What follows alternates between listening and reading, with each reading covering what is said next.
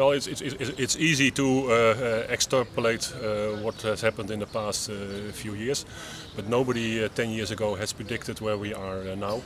So to base your strategic decisions only on those trends that you make, that is too little to be really prepared for the future. So I think you should have a more wider view on what can happen, and for that purpose, scenario development can be very useful. Yeah, you want to look at scenarios. Yeah, I think to predict the future of your organization, to predict the future of land administration in general, to predict the future of spatial-enabled society, you should go into scenarios, because circumstances can differ so much between now and 5 or 10 years that you need this wider view to be able to make good strategic decisions. Can you already name a few fields you want to look at to be able to maybe predict scenarios then? Yeah. Well, what we did in our organization in the field of scenario development was to take two major developments that are a bit unsure about what is going to happen. One of the developments is the role of government. You can see all kinds of examples that government is taking a bigger role in land administration, but you also see that this government is withdrawing, and we don't know really, also because of the financial crisis, where it's going to. So you should distinct between these two developments, and the other development is what's going to happen with information society.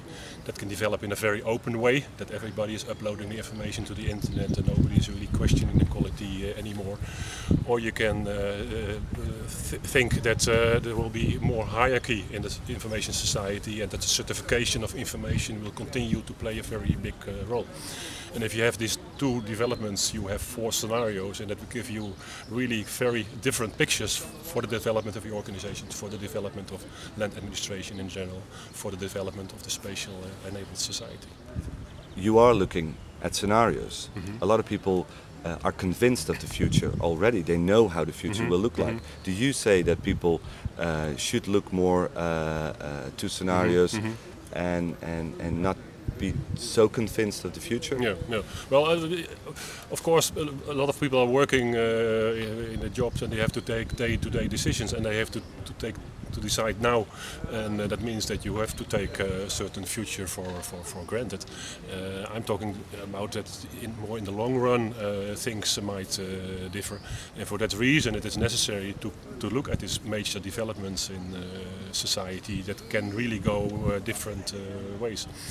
The scientific problem for our profession is that we are not sociologists, we are not in the social sciences or whatever, so we feel a bit reluctant to say scientific things about it.